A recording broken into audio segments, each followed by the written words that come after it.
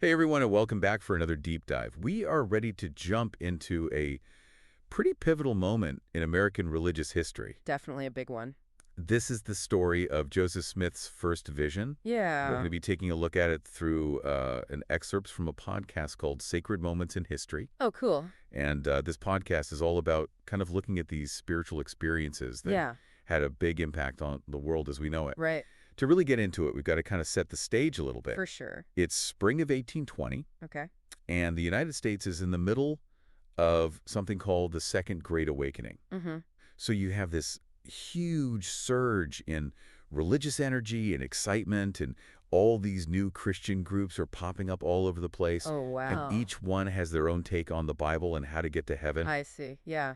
You can imagine how confusing this would have been, Oh, yeah. especially for a young person trying to figure out where they stand. Absolutely. And that's exactly what Joseph Smith was going through. Yeah, He was just 14 years old, living in Palmyra, New York. okay. And he's surrounded by all these preachers giving these fiery sermons, but they're all saying different Oh, things. wow. It left him really troubled. He Yeah, was searching for the truth.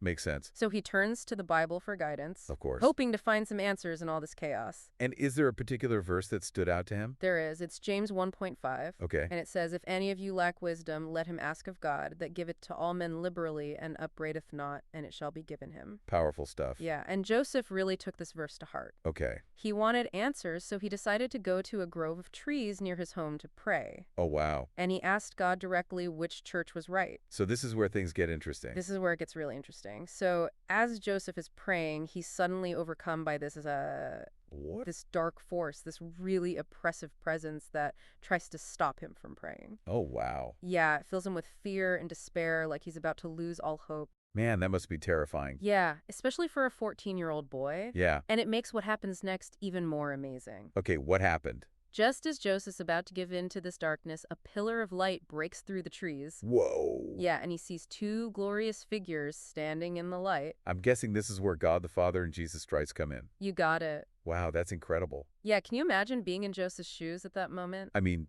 just the awe and wonder of seeing something like that. Right, and one of them, speaking directly to Joseph, introduces the other as my beloved son. Wow, so there's no question who they are. Nope, and he tells Joseph to hear him, meaning listen to Jesus. Okay, so what's the big takeaway here?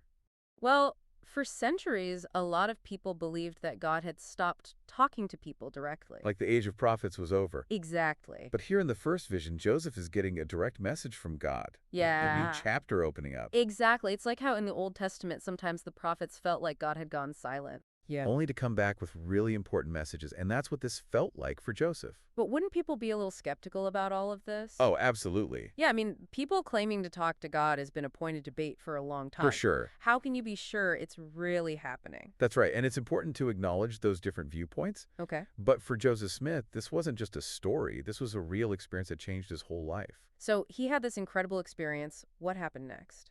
Well, he's standing in front of God and Jesus, so he asks them which church he should join, That's a good question. right? But the answer was unexpected. Oh, what did they say? They told him that none of the churches at that time were true, Whoa. and that they weren't aligned with God's will. Really? Yeah, they said that he needed to wait for the true gospel to be restored. So that's where the idea of the restoration comes from. Exactly. That the original church that Jesus established had been lost. Uh-huh. And that Joseph was going to be a part of bringing it back. That's the belief. Wow. It marked the beginning of a new dispensation, Meaning what exactly? a time of renewed revelation and guidance from God. That's a pretty big responsibility for a 14-year-old. Oh, yeah. And I bet not everyone was thrilled about his claims. Right, I mean, people probably didn't just accept that he'd seen God and Jesus. Yeah, you're right. The news of his vision spread, and while some believed him, others were skeptical or even hostile. Makes sense, it's a pretty bold claim. Yeah, he faced a lot of ridicule and persecution throughout his life for what he said happened. He must have had a lot of conviction to keep sharing his stories in spite of all that. Oh, he did. He never wavered from his testimony. Wow. There's even a quote where he says, Okay. I had actually seen a light, and in the midst of that light I saw two personages, and they did in reality speak to me. I knew it, and I knew that God knew it, and I could not deny it. Wow, you can really hear the strength of his belief in those words. Yeah. This experience was really important to him. It was the foundation for what became the Church of Jesus Christ of Latter-day Saints. Right, so millions of people today see this event as the bedrock of their faith. Exactly. It represents this belief that God is still revealing himself, Uh-huh. not just through ancient scriptures, but through living prophets. That's right. The first vision is a testament to the power of personal prayer. It shows that God does answer sincere prayers. It's amazing to think about. I mean, this one event, this boy praying in the woods, Yeah. sparked a religious movement that is still going strong today. It really is incredible. Makes you think. So what do you think about all of this? Yeah. Is this a story of faith? Or does it raise questions about the very nature of religious experience? We encourage you to keep exploring this topic, read about the first vision and its impact. And come to your own conclusions. Thanks for joining us for this deep dive. See you next time.